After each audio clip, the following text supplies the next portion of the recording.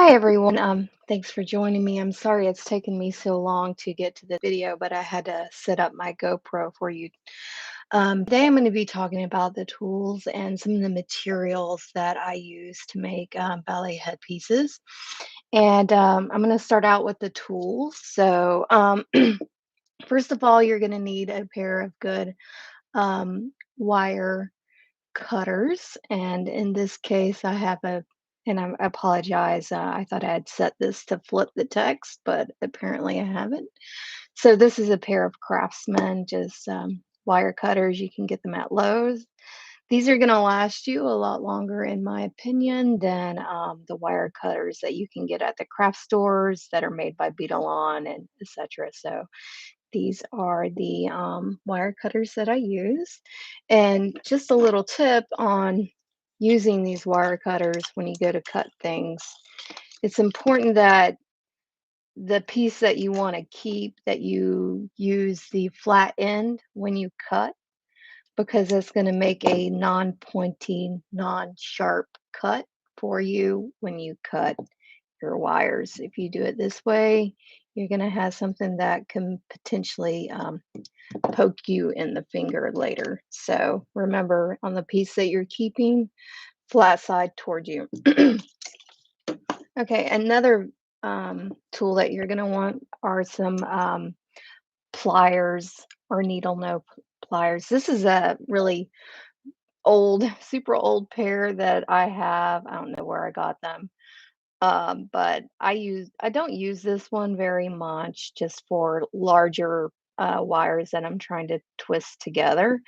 This pair, however, is my go-to pair. I think you can tell my cats have chewed on this right here.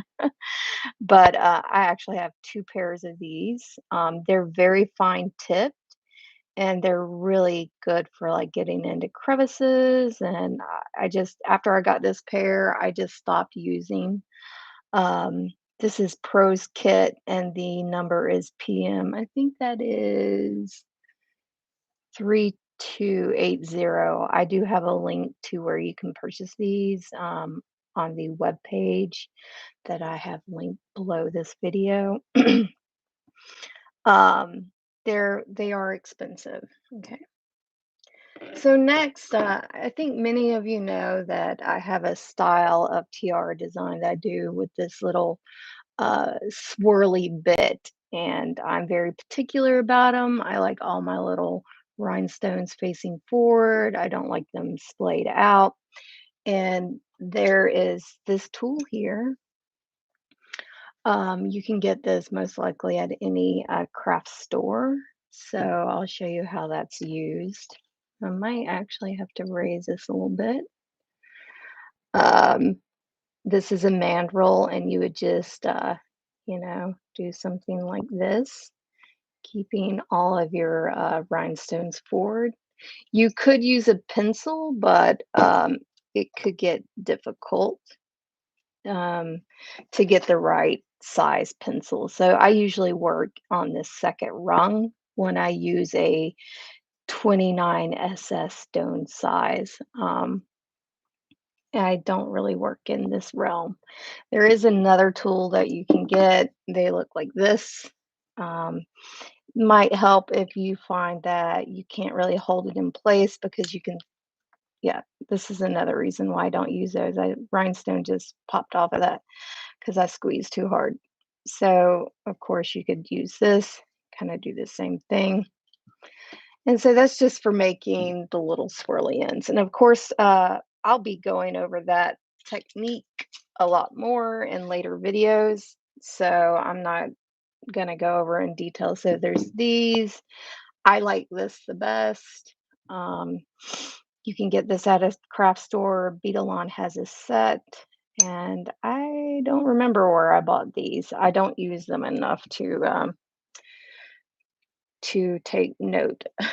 I actually have everything that I use a lot of, I have two of, because I'm always looking for everything that I set down. So those are the must-have. Okay, so some scissors, guys. You'll need some scissors at some point in time.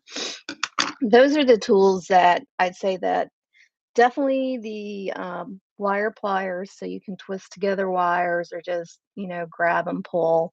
And the wire cutters are the ones that you're just gonna have to do these. Um, this tool is nice to have. You might be able to accomplish the same thing with a pencil or something else that is round with the right size. And maybe later I can measure this and let you know what size it is. Okay, another really popular question is what is the material that you put over your wire? And what people mean is this. So instead of having your base with a wire like that, it's covered in gold. And that is one of the top questions people ask.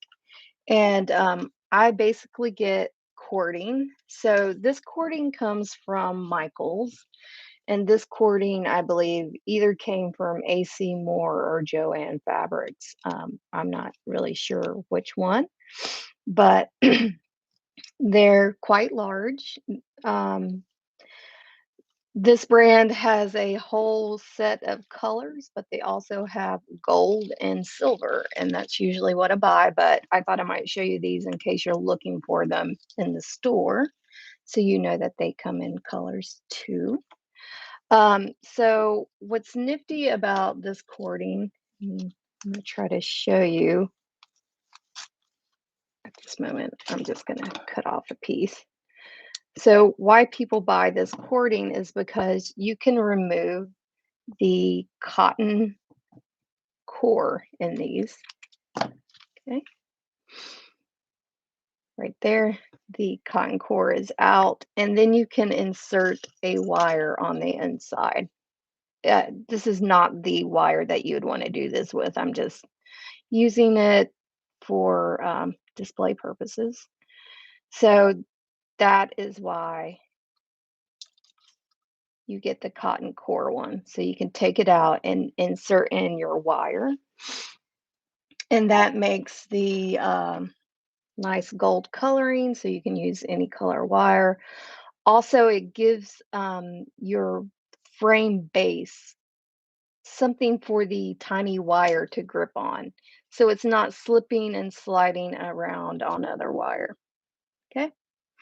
So, like I said, you can probably get this at any craft store.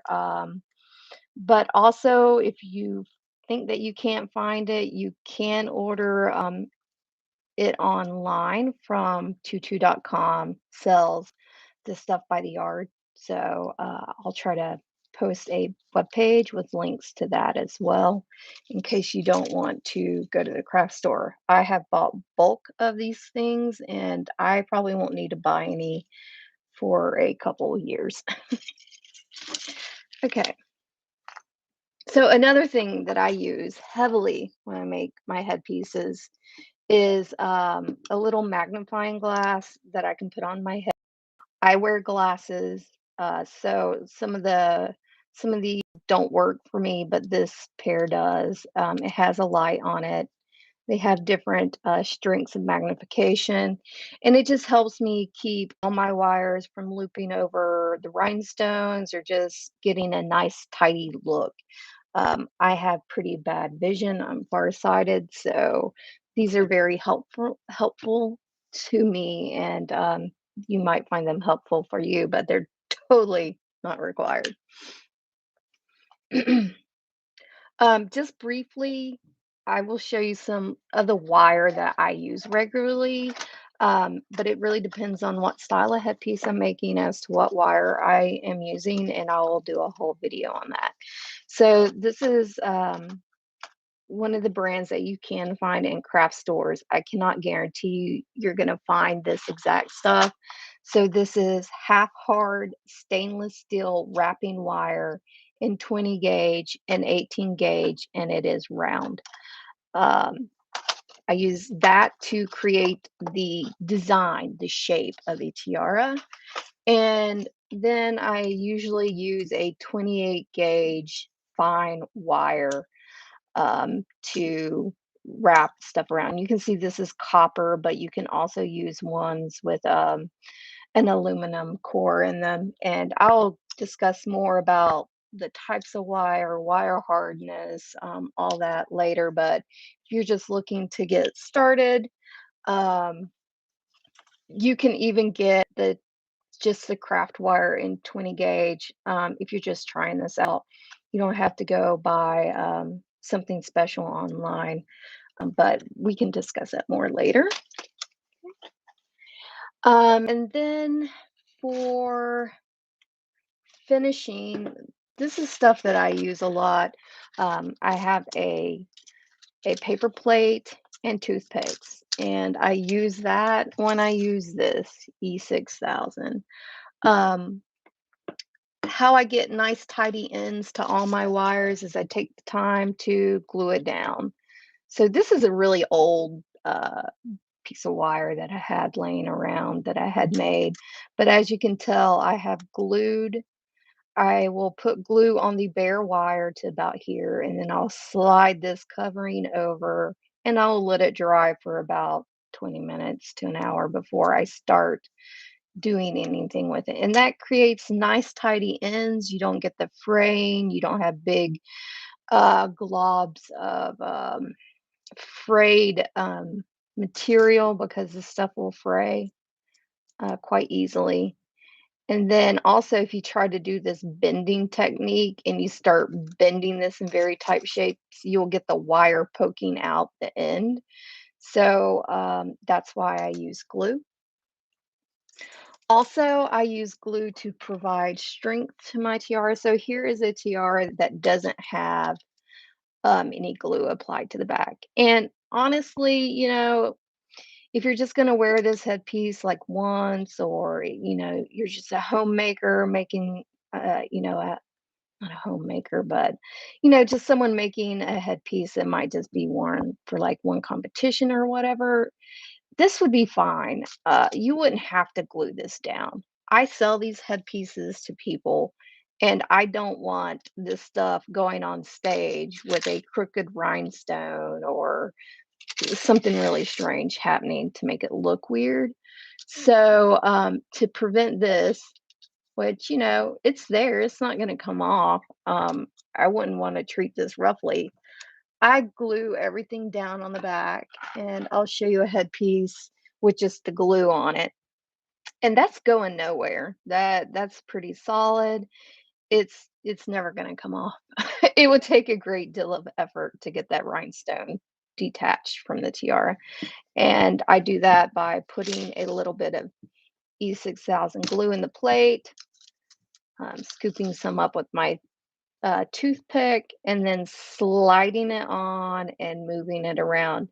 And you have to wait because this is self-leveling glue. If you do this, it's going to roll off this side. So I usually like do this when I'm watching TV, put a little glue on, sit there and watch TV, wait for it to set up about 5 or 10 minutes. I might do this whole little section in here, right? Because I can hold it flat, and then move on to the next section, and then the next section, and then the next section, and just get that all nice and set in really nice and strong. A nice thing about E6000, it is self-leveling, it dries clear, so I don't necessarily have to paint the backs, especially of this one, because these rhinestones are silver and the backs are silver. But these backs you can't get in gold, so if your whole back is gold and you're persnickety like me, you're gonna want to paint your backs to be one solid color. And that is when I sometimes even do this with silver tiaras as well. That's when I use a paint called Lumineer. You can get this metallic gold. I'm really sorry this is backwards, guys. It's Lumineer, Lumiere, Jacquard, and it's metallic gold. And I also use metallic silver. I would highly recommend that you get the small 8 ounce um, bottle. I have gotten the big other bottles, and unless you're like painting tons of backs of tiaras, it's going to kind of go bad before you get to use it all. So when you paint the backs with that, you end up with this. So as you can tell, this is the same headpiece, no glue, uh, no painted. So it just kind of finishes out the backs on stage. It's going to shine. It's not, a polished metal look, but it does show up as shiny on stage. And this is not going anywhere. Okay, not going anywhere at all. Okay, so another finishing type thing that I use is horsehair, and everyone is like, "What's horsehair?" Horsehair is what's going to help you pin through this. This headpiece is probably, I don't know, I probably made this in 2014, 2015, something like that.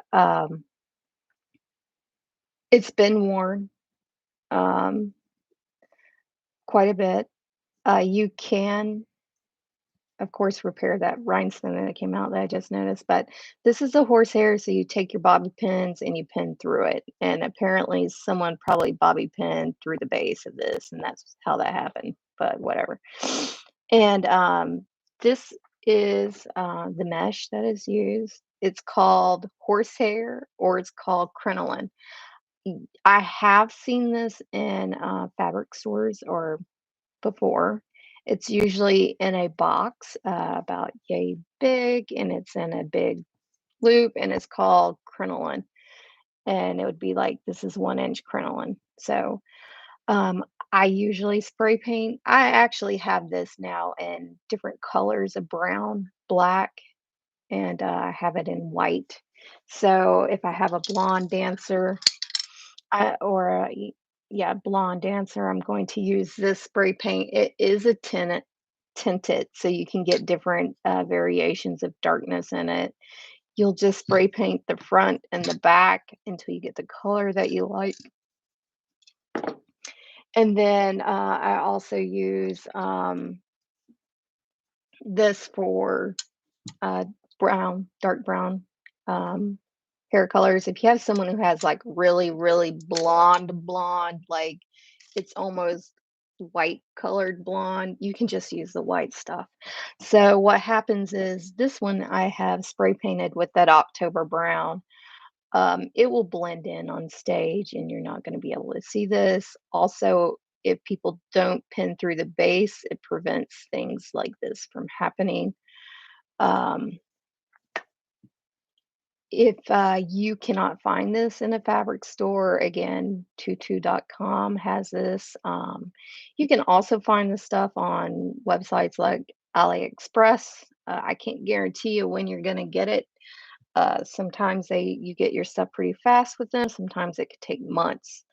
One time I ordered rhinestones off of AliExpress and I didn't get them until 6 months later, and I had totally forgot that I had ordered them.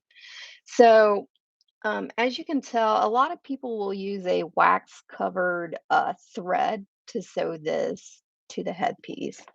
I actually prefer to use a beading thread. It doesn't have to be this thick. You can use a thinner millimeter. And that's because you can't see it. Like, you can't see it. It doesn't show up as brown. It doesn't show up as another color. It's extremely strong. And it's also really easy to remove because it's plastic and it slides out really easy. It doesn't get caught. And basically, how you sew it on, you just go down and then back up through the back part, right? So you would go down with your needle and then come up with the back. Okay. And then the actual thread would be here, and then down, and then up the back and through. Of course, you can go the other way, up the back and down the front, whatever.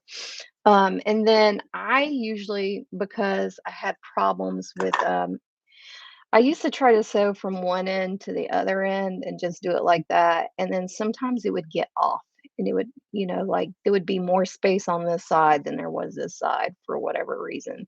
So I usually start from the middle and go out, and then I'll trim and fold in, sew this little tab here, and then sew it to the end.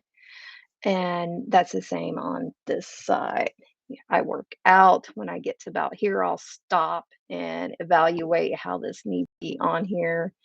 Fold it over. The prickly side always goes towards the headpiece because you don't want this laying against someone's hair. It can be poke.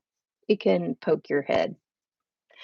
Um, and then just tie that off and then finish down this way. And I found that always gave me a nice distance. Like it didn't shift, it didn't move, um, and that kind of problem. So those are the basic materials that you would want to get. You definitely want these things. You're definitely going to want some wire. If you are not using this really strong wire and you're just playing around, you can get a 20 gauge copper core wire and just use it for the whole thing. You could also try some 18 gauge. It's just not going to be as strong, and this is what I mean. This was made with 20 gauge. Um, I think 20 gauge beadle on. No, is that bead landing? 20 gauge bead landing. It was gold wire, as you can see. It's very flexible. The glue makes it very strong, so it's not going to fall apart. But when you start using something like stainless steel, it's going to have a lot. It's really hard to describe.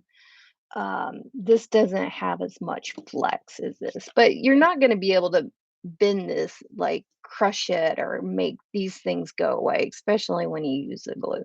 So if you're just making one for yourself, your studio, your daughter, your son, whatever, you can use some craft wire like that. But you're going to need at least one 20 gauge roll and some 28 gauge wire. A 28 gauge wire you use to wire all. So basically 28 gauge wire wires all of this stuff on, and it wires these little things on, it wires that things on, but this shape is actually made with the stronger gauge wire. And the stronger means lower. So 18 gauge wire is a lot harder to bend than a 20 gauge wire. And if you're just starting out and you're going to do some intricate shapes or something, a lighter wire will get you in the door, get your hands accustomed to working with the wire, and you'll be good to go. Uh, if you're gonna, you can possibly skip the glue and you can possibly skip the paint, right? And then, of course, we'll need to discuss rhinestones, and that will be another video after this. So today is just like what you need to just kind of like start looking for in the store. And then I will tell you what kind of rhinestones. I might do that one next before the wire, just because you can get something at a store and drive down the street. But you can't do that with rhinestones. You're probably going to have to order those. So, thank you for joining me. If you've got any questions, put a comment at the bottom of this video. Please support this channel by subscribing and hitting the like button for this video.